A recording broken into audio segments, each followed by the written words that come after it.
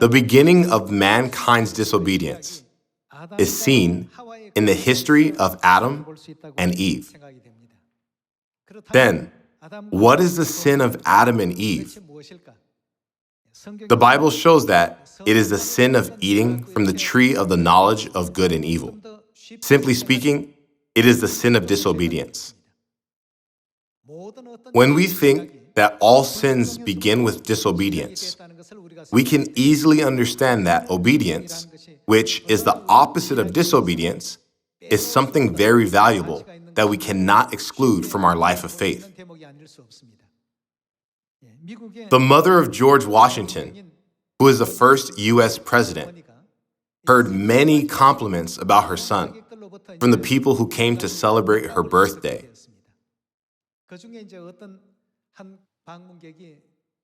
One of them flatteringly asked her, "How did you raise your son to be such a great person?"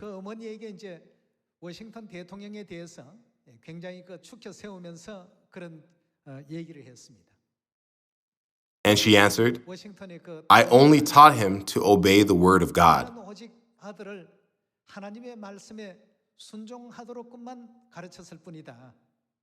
That teaching allowed him to be a great person. Everybody, today so many people in the world are greatly concerned about their children's education. What kind of education can help my children have a good personality? Or, what education do my children need to have a better future? Parents worry greatly about these matters. I don't think we need to worry so much about these matters. If we correctly guide and teach our children from infancy to obey God, don't you think they can be people even greater than George Washington?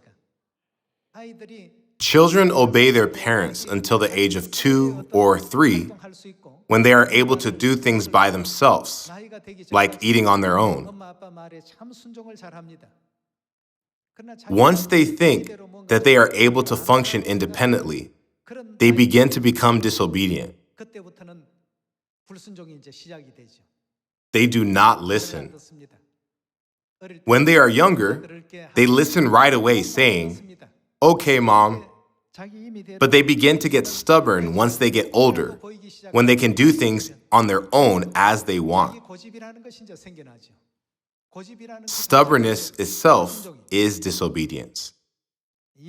Through this, we can see that the sin of Adam, the origin of disobedience, was passed down to all mankind.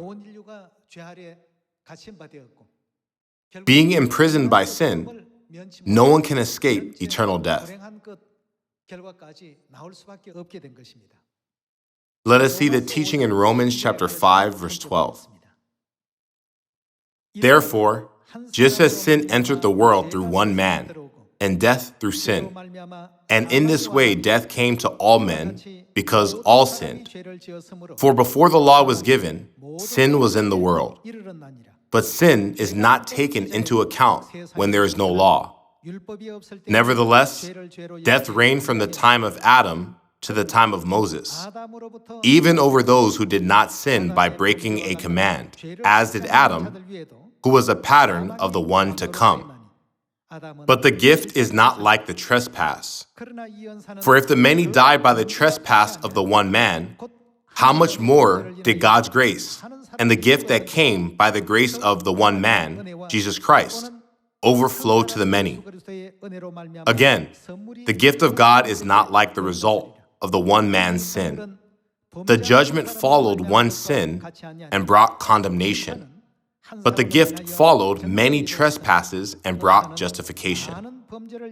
For if by the trespass of the one man, death reigned through that one man, how much more will those who receive God's abundant provision of grace and of the gift of righteousness reign in life through the one man, Jesus Christ? Consequently, just as the result of one trespass was condemnation for all men, so also the result of one act of righteousness was justification that brings life for all men.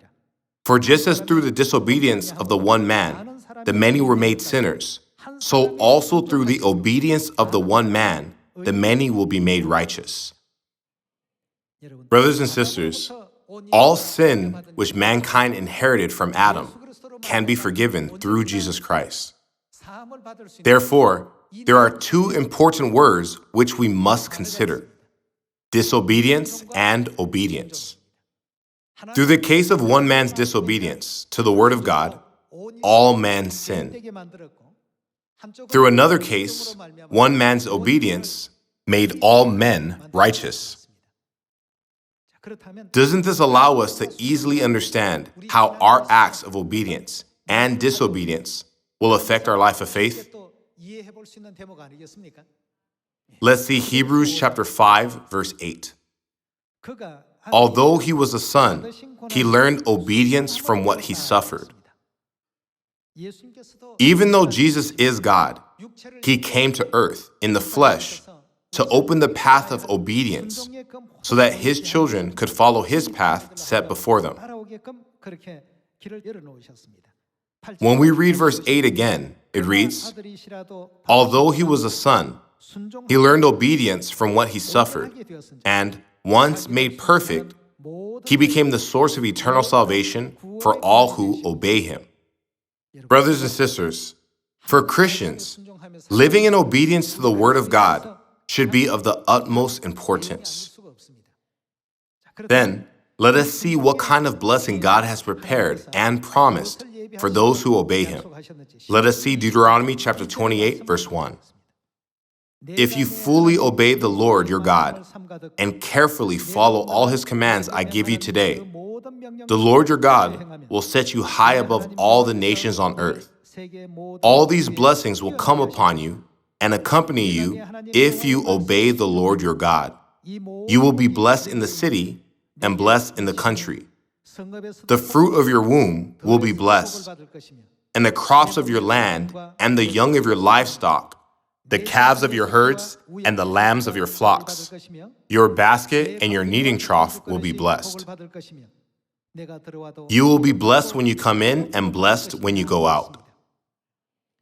The Bible teaches us that when we obey the Word of God, we will receive God's amazing grace and blessing.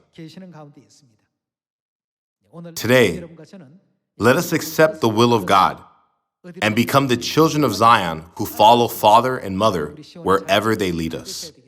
Thank you very much.